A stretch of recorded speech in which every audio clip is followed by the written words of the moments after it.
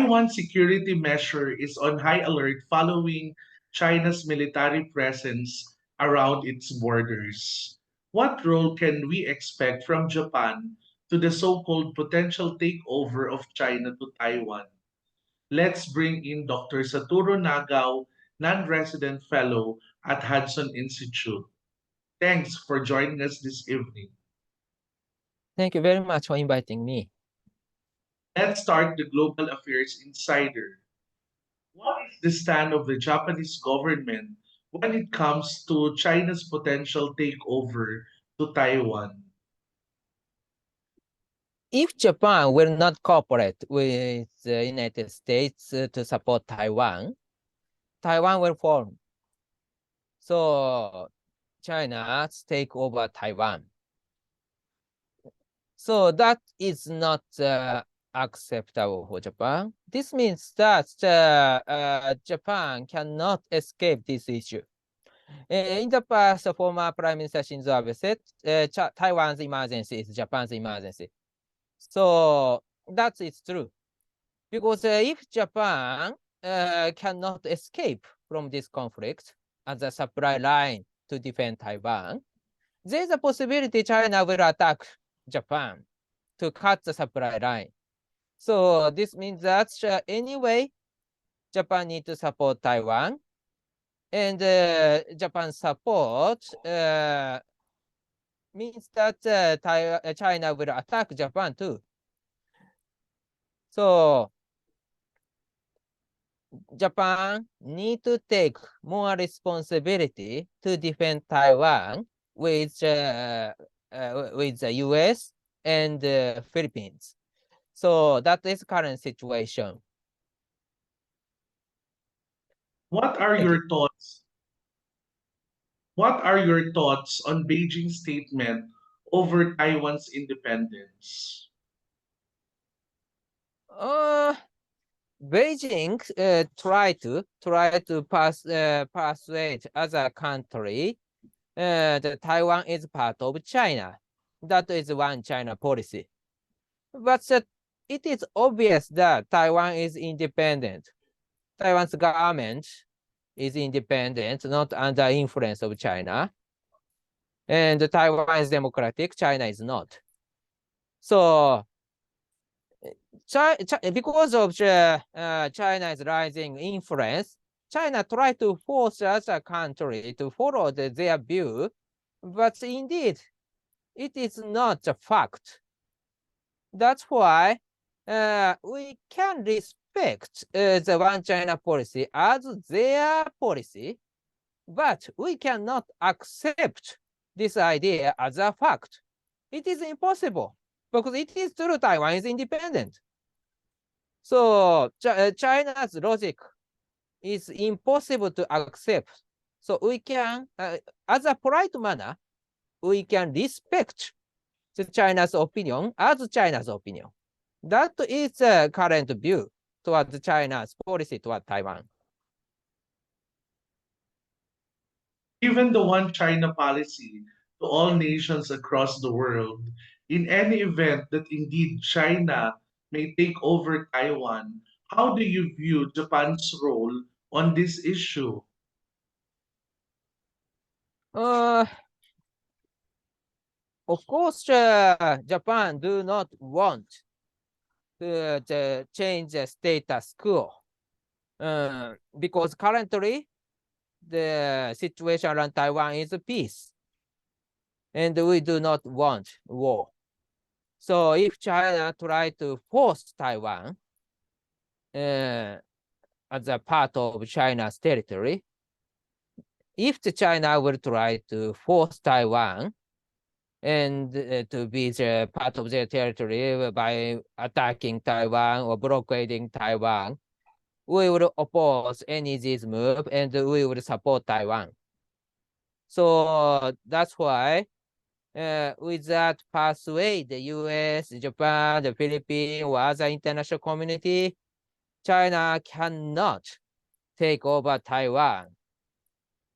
So such kind of situation itself is deterring China's attack toward Taiwan. So, what important role can Japan further demonstrate so that this hot issue can be prevented? To prevent, we need to create situations that China cannot attack Taiwan. One of the method is firstly the tactical method is maybe need to deal with.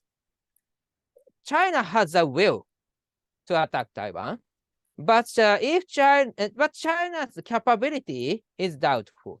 If China gets both the will and the capability, China can attack Taiwan and occupy Taiwan. But for a long time, China has not possessed such kind of capability to occupy Taiwan. That's why even if China has a will, China hasn't tried invade Taiwan. But recent China's rapid military modernization, there's a possibility China will get the capability in the near future. That is a concern. That's why Japan decided to increase our defense budget to 56% next 5 years to try to catch up or try to maintain the military balance with the US or Australia or Philippines or other like-minded countries. But at the same time, according to the CIPRI, China has increased 76% their military expenditure, and compare with 76% they increased between the 2012 to 2021, so that is 1 decade. But during the same period, the US decreased 6.1%. Their military expenditure. So under such kind of situation, the view from the budget, it is not easy to maintain military balance. So there is a possibility China will think they can win if they attack Taiwan. So that's why we need a new method. New method combined with increase our defense budget, but this new method is more strategic one. Why Japan insists Indo-Pacific or the Quad? Because we try to maintain military balance with China, or we try to create a situation China can attack Taiwan. For example, Quad and Indo-Pacific, the most important country is India, because in the case of Quad, Japan, US, and Australia, they coordinated each other very easily because they are former ally of the United States. So we do not need a Quad. When we talk about the Indo-Pacific instead of Asia-Pacific, so which country is outside of Asia-Pacific is India. So Indo-Pacific Quad, both of two focusing on India. Why India is related with Taiwan? Because in this, they have the important role. So will India send aircraft carrier to protect Taiwan? We do not expect such kind of thing. Despite this, if there is a tension in the India-China border, China need to divide their military expenditure not only against Taiwan, but also India. That's why the same budget they cannot use.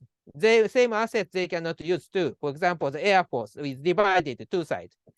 And if the China plan to attack Taiwan, in this case, they need to expect what kind of reaction will come from the countries like the US, Australia, Japan, or other countries. In this case, if these countries rely on the trade with China, China mistake to understand they will not support Taiwan. So this country need to find alternative market, TPP or the IPF or this kind of economic framework. Purpose is how to create alternative market, alternative supply chain, alternative technological cooperation. In this case, India's role is very important because India has enough size. So can't rely on China, can diverse their dependence on the trade with China. If they create a market, they create a market in India. So, and diplomatically, India's position toward Taiwan has changed after the Cold War. In 1995, they start the collaboration with Taiwan again. And since 2008, in the public document, India stopped mention the one China policy. And in 2014, when the Modi government sworn in, the foreign minister Swaraj replied to the question from media. He said, if the China respect, China wants India to respect one China policy, uh, China should respect one India policy, which means China should accept India's claim in the India-China border. And in 2020, it was the first time the inauguration ceremony of the Tsai Ing-wen, president of Taiwan, India sent a delegation. This time, because of the COVID-19, it has a hybrid online one, but India sent a delegation, first one. So Galwan Valley incident, which the Indian soldiers sacrificed many lives, nearly 120 sacrificed and 76 injured. So total is 96 and nearly 100. That has happened 1 month after that.